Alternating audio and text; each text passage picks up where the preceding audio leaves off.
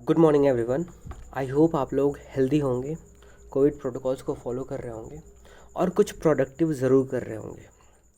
एक बात ध्यान देने की है कि अभी के टाइम में अगर किसी को कुछ होता है, किसी का हेल्थ थोड़ा बहुत बिगड़ता है, तो होम रेमेडीज़ पे ज़्यादा रिलाई ना करें, क्योंकि होम रेमेडीज़ जो होती हैं वो टेस्टेड नहीं होती हैं। डॉक्टर के पास जाना ज़्यादा अच्छा होता है, ज़्यादा अच्छा डिसीज़न होता है। तो आई होप ये सारी चीज़ें आपको समझ होगी इन सब चीज़ों की, और घर में कुछ ना कुछ प्रोडक्टिव करते रहिए। कुछ दिनों में ये चीज़ें ख़त्म हो जाएंगी। जब ये लॉकडाउन पीरियड ख़त्म हो जाएगा तो सारा कुछ नॉर्मल हो जाएगा। ठीक है, तो कुछ दिनों की बात है, आप झेल सकते हैं, आपके पास बहुत ज़्यादा विल पावर है। ठीक है, इस चीज़ को आपको हमेशा याद रखना है। तो स्टार्ट करते हैं। लास्ट लेक्चर में हमने कहाँ तक पढ़ा था? लास्ट लेक्चर में हमने ये एक पिक्टोरियल रिप्रेजेंटेशन, इसी से हमने एंड किया था। किस चीज़ का? जो चेंज इन स्टेट था, किसी भी तरह के मैटर्स में क्या स्टेट में चेंजेस हो सकते हैं, उसी चीज़ के बारे में हम डिस्कस कर रहे थे। ये पिक्टोरियल रिप्रेजेंटेशन आई होप सबको क्लियर हो गया था कि एक अगर सॉलिड है, सॉलिड को अगर मैंने मेल्ट कर दिया या फिर उसको हीट दे दिया तो वो लिक्विड में कन्वर्ट हो जाता है, और लिक्विड को अगर हमने फर्दर हीट कर दिया तो बॉइलिंग प्रोसेस स्टार्ट हो जाती है। बॉइलिंग के बाद में वो स्टीम के फॉर्म में कन्वर्ट हो जाता है, या फिर गैसेस फॉर्म में कोई भी एक सब्सटेंस कन्वर्ट हो सकता है अगर हमने फर्दर लिक्विड हीट देना स्टार्ट कर दिया। इन द सेम मैनर यही प्रोसेस उल्टा भी हो जाता है। अगर हमने इस स्टीम को या फिर एक गैसेस मैटर को अगर हमने उसका टेम्परेचर लो कर दिया, डाउन कर दिया, तो वो लिक्विड में चेंज हो जाएगा, और लिक्विड से फर्दर टेम्परेचर और डाउन कर दिया तो वो सॉलिड फॉर्म में कन्वर्ट हो जाता था। तो लेकिन क्या ये सभी के सभी सब्सटेंसेस में पॉसिबल है? हर एक कंडीशन में पॉसिबल है? तो आंसर है नहीं। कुछ स्पेशल कंडीशंस में कुछ चीज़ों के साथ में ये चेंजेस हो पाते हैं, और कुछ ऐसे भी सब्सटेंसेस हैं, कुछ ऐसे भी मैटर हैं जिनके साथ में इस तरह का चेंज ऑफ स्टेट नहीं देखा जाता है। ठीक है, जैसे अगर हम डायमंड के बारे में बात करें तो डायमंड में चेंज इन स्टेट होना बहुत ज़्यादा मुश्किल है। अगर होता भी है तो बहुत ही ज़्यादा लंबा प्रोसेस है। जो डायमंड बन भी रहा है उसको कुछ मिलियंस ऑफ ईयर्स लगते हैं, और बहुत ढेर सारा टेम्परेचर चाहिए होता है, बहुत ढेर सारा प्रेशर चाहिए होता है। उस कंडीशन में ही वो एक सॉलिड फॉर्म में कन्वर्ट हो पाया था। ठीक है, तो सारी चीज़ें जो हैं बिल्कुल सेम वे में नहीं काम करती हैं। बाकी हमने ये सारी चीज़ें बेसिक हमें आइडिया इसके बारे में पता ही है। आगे बढ़ते हैं। यही जो प्रोसेस हो रहा है, इस प्रोसेस को हम एक एक करके देखेंगे। तो सबसे पहला जो प्रोसेस है वो है मेल्टिंग। मेल्टिंग बेसिकली क्या है? सॉलिड स्टेट का लिक्विड स्टेट में कन्वर्ट हो जाना। अगर हम मेल्टिंग के बारे में बात करते हैं तो हम बटर एक बहुत अच्छा एग्जांपल ले सकते हैं। बटर को as a very good example ले सकते हैं। कैसे? बटर होता है, बटर क्यूब्स के फॉर्म में आता है। ठीक है, और उसको हल्का सा टेम्परेचर मिलता है, जैसे ही उसको तवे पे डालते हैं या फ्राइंग पैन पे डालते हैं वो लिक्विड स्टेट में कन्वर्ट हो जाता है। और उसको फर्दर अगर उसमें कुछ मिलाया नहीं, पानी में तेल वगैरह नहीं मिलाया, तो कुछ देर में जल के उड़ जाएगा, ख़त्म हो जाएगा, वो गैशियस स्टेट में कन्वर्ट हो जाएगा। In the same manner ice cream का भी आप एग्जांपल ले सकते हो। आइसक्रीम जब बहुत गर्मी का टाइम होता है तो बोला जाता है कि आप जल्दी से आइसक्रीम खा लो, अदरवाइज़ मेल्ट कर जाएगा, और जनरली मेल्ट कर भी जाता है गर्मियों के मौसम में। तो उस मेल्ट करने से पहले ही अगर हम उसको खा लें, इसका मतलब क्या हुआ? मेल्ट करने से पहले खाने का प्रोसेस क्यों कर रहे हैं? ताकि टेम्परेचर इतना ज़्यादा उसका ना बढ़ जाए कि वो पूरा का पूरा लिक्विड स्टेट में कन्वर्ट हो जाए। अगर लिक्विड स्टेट में कन्वर्ट हो जाएगा तो उसको हैंडल करना मुश्किल हो जाएगा। उसका जो वॉल्यूम है वो तो फिक्स होगा, लेकिन उसका शेप फिक्स्ड नहीं होगा। जब शेप फिक्स्ड नहीं होगा तो उसको हम कैरी करना हमारे लिए बहुत ज़्यादा मुश्किल हो जाएगा। यही रीज़न है कि हम उसका टेम्परेचर पूरी तरीके से राइज़ करने से पहले ही उसको ख़त्म कर देते हैं। तो मेल्टिंग जो है, इसको फ्यूजन प्रोसेस भी बोल सकते हैं। मेल्टिंग के बारे में क्या कह रहा है? When a solid is heated the particles begin to vibrate with greater speed and begin to move more freely. तो कोई भी तरह का सब्सटेंस है, उसको हीट जब मिलती है तो वो उसके पार्टिकल्स एक्साइटेड स्टेट में चले जाते हैं, एक्साइटेड हो जाते हैं।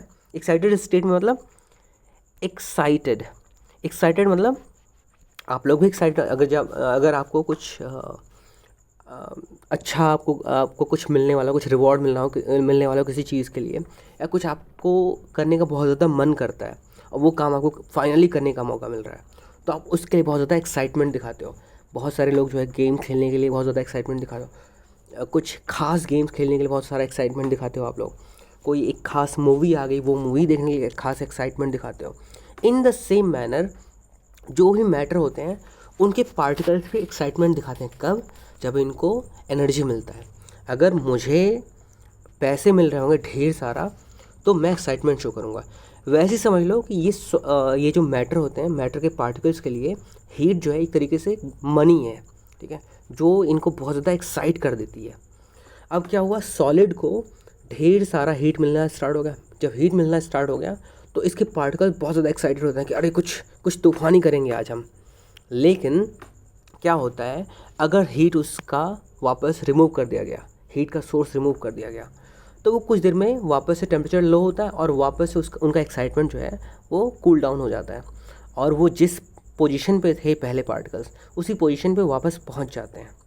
तो आई होप ये चीज़ आपको समझ में आ गई होगी कि जो मेल्टिंग प्रोसेस है, मेल्टिंग प्रोसेस क्यों हो रहा है, क्योंकि कोई भी एक सॉलिड है उसको जब उसके सारे पार्टिकल्स को जब हीट मिलेगी तो वो बहुत ज़्यादा एक्साइटमेंट शो करने लगते हैं, और जब बहुत ज़्यादा एक्साइटमेंट शो करने लगते हैं तो वो अपना आपा खो देते हैं, मतलब अपना दिमाग उनका ज़्यादा काम नहीं कर पाता और वो इधर उधर भागने लगते हैं। रैंडमनेस उनके अंदर आ जाती है। जब वो सॉलिड स्टेट में थे, वो बिल्कुल स्टेबल स्टेट में थे, तो सारे के सारे पार्टिकल्स एक पैटर्न में थे, एक दूसरे के ऊपर एक प्रॉपर सीक्वेंस में फोर्स लगा रहे थे। लेकिन इस केस में क्या हो रहा है, जब उनको बहुत ज़्यादा हीट मिल गया, अब सबको लगने लगा, पहले तो ये था सभी लोगों में भाईचारा थी, सभी लोगों को लग रहा था कि हमें एक दूसरे की बहुत ज़्यादा ज़रूरत है ताकि ये सॉलिड अपना शेप और वॉल्यूम बना के रख सके। लेकिन जैसे ही इनको हीट मिला, हीट के फॉर्म में एक तरीके से पैसे मिले, तो सबको लगा कि अरे अब तो मैं ही नवाब हूँ, मैं अकेले जो है कुछ भी कर सकता हूँ। तो यही रीज़न है कि वो बहुत ज़्यादा एक्साइटेड हो जाते हैं और बहुत ज़्यादा उनके अंदर रैंडमनेस आ जाती है, ठीक है। उसके बाद से वो रैंडमनेस कब तक रहेगी, एक पर्टिकुलर पॉइंट तक, जहाँ पे उसका मेल्टिंग पॉइंट होगा, ठीक है। एक ख़ास टेम्परेचर तक उनमें बहुत ज़्यादा वो है एक्साइटमेंट रहेगी। उसके बाद में जैसे उनके अंदर स्टेट में चेंजेस आ जाएंगे, जैसे स्टेट में चेंज आ गया वैसे ही लिक्विड स्टेट को तो पता ही है कि मेरे जो पार्टिकल्स होते हैं वो वैसे ही रैंडम होते हैं। जनरली ये नॉर्मली ये एक्साइटेड स्टेट में रहते हैं। एक्साइटेड क्या मतलब, इनके अंदर मोमेंटम बहुत ज़्यादा होता है, रैंडमनेस बहुत ज़्यादा होती है सॉलिड की कंपैरिजन में, ठीक है। तो ये जो प्रोसेस हो रहा है मेल्टिंग के प्रोसेस में क्या हो रहा है कि जब हीट दिया जा रहा था किसी एक सबस्टेंस को, किसी एक मैटर को जो कि सॉलिड स्टेट में था, उसको जब हीट दिया जा रहा था तो वो एक्साइटेड स्टेट में पहुंच जा रहा था और उसके पार्टिकल्स के बीच में रैंडमनेस बहुत ज़्यादा आ रही थी। और वो रैंडमनेस कब तक रहेगी बहुत ज़्यादा, जब तक उसका स्टेट चेंज होके लिक्विड में वो कन्वर्ट ना हो जाए, ठीक है। The process of melting is also known as fusion.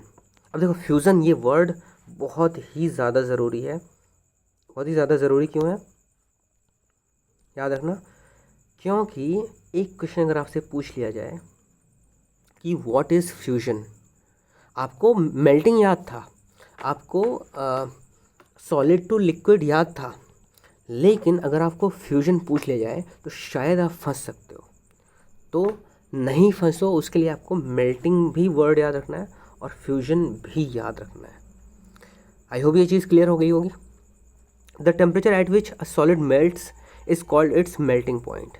Melting point इसको बोलते हैं, एक ऐसा पॉइंट जिस पॉइंट पे सॉलिड जो है मेल्ट कर जाता है, उसको क्या बोलते हैं, melting point. The melting point of ice is 0 degree Celsius और 273 केल्विन।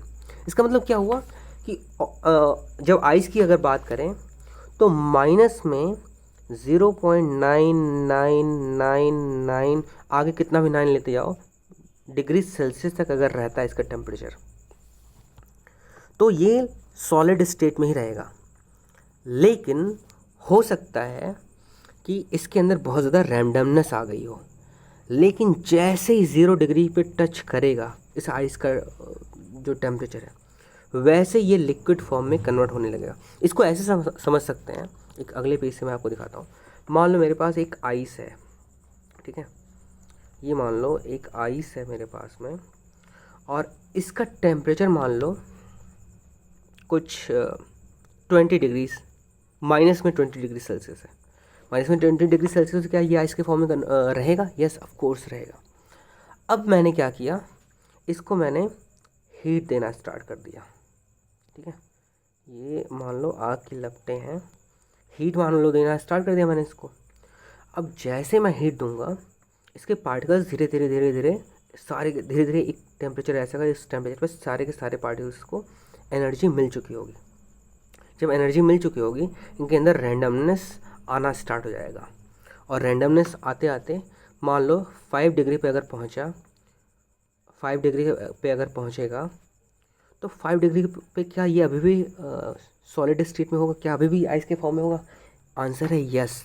लेकिन इनके पार्टिकल्स जो हैं बहुत ज़्यादा खलबली मचा रहे होंगे। ऐसे ही माइनस में 5 डिग्री यहाँ पे था, ऐसे ही माइनस में 1 डिग्री पे अगर पहुँचेगा तो क्या अभी भी वो खलबली मचा रहे होंगे? क्या सारे के सारे पार्टिकल्स बहुत ज़्यादा एक्साइटेड स्टेट में होंगे? तो आंसर है यस। लेकिन जैसे ही -1 डिग्री का लेवल तोड़ के 0 डिग्री पे पहुंचा, वैसे ही अब इसके अंदर ट्रांसफॉर्मेशन होना स्टार्ट हो जाएगा, वैसे ही ये सॉलिड टू लिक्विड स्टेट में कन्वर्ट होना स्टार्ट हो जाएगा। तो आई होप ये चीज़ आपको अच्छे से समझ में आ गई होगी। क्लियर है? आगे आगे क्या कह रहा है? Latent heat of fusion. Latent heat of fusion क्या होता है? कह रहा है the amount of heat required to change 1 kg of solid into liquid at atmospheric pressure at its melting point is called the latent heat of fusion. अब ये concept बहुत ही ज़्यादा इम्पॉर्टेंट है। ये कंसेप्ट बहुत अच्छे से आपको पता होना चाहिए। अगर आपको क्लियरली पता नहीं होगा तो फिर प्रॉब्लम हो सकती है। तो क्या कह रहा है? The amount of heat required to change 1 kg of a solid into liquid at atmospheric pressure at its melting point is called a latent heat of fusion। इसको ऐसे मैं समझाता हूँ आपको।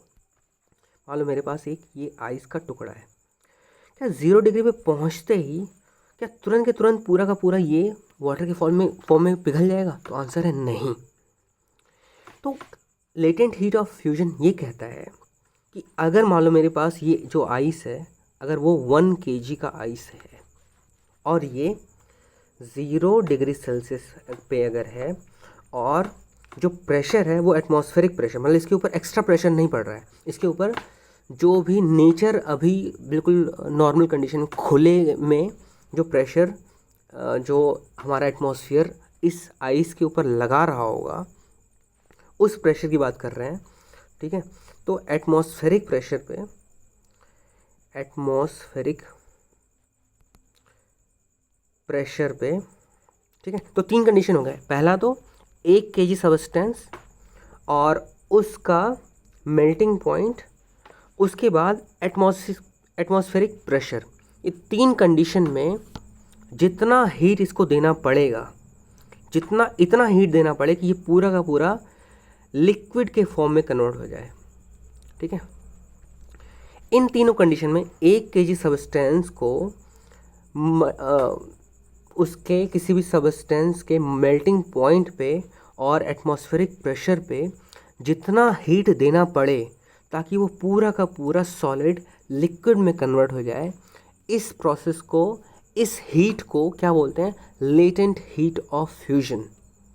आई होप ये चीज़ समझ में आ गई होगी। अगर आपको ये चीज़ में अभी भी कन्फ्यूजन है तो वापस रिपीट करके देखो, और जब आप इसको वापस ध्यान से सुनोगे, पढ़ोगे, तो आपको क्लियरली ये चीज़ समझ में आ जाएगी। तो क्या क्या कंडीशंस थी एक बार रिकॉल करते हैं वापस, और उसके बाद इस लेक्चर को एंड करते हैं।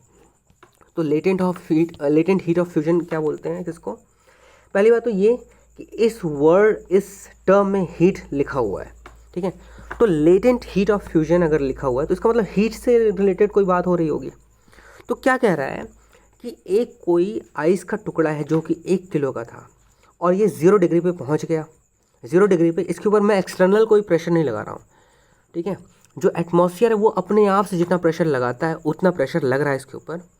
इस प्रेशर पे मैं इसको, इस आइस के 1 kg टुकड़े को कितना मैं हीट दे दूं कि पूरा का पूरा आइस लिक्विड में कन्वर्ट हो जाए, उस हीट को बोलते हैं, उस अमाउंट ऑफ हीट को क्या बोलते हैं? Latent heat of fusion. I hope ये चीज़ समझ में आ गया होगा। ठीक है, तो ये चीज़ें हमारी मेल्टिंग में थी, ये दो कंसेप्ट थे, ये दोनों कंसेप्ट आई होप क्लियर हो गया होगा। अच्छा एक चीज़ और, 0 डिग्री सेल्सियस को 273 केल्विन क्यों कहा गया है? क्योंकि डिग्री सेंटीग्रेड में और केल्विन में यही रिलेशन ही है। ठीक है, degree centigrade is equal two degree kelvin sorry kelvin is equal two degree centigrade plus 273। ठीक है, तो बस आज के लिए इतना ही, बाकी हम नेक्स्ट लेक्चर में मिलते हैं। Thank you.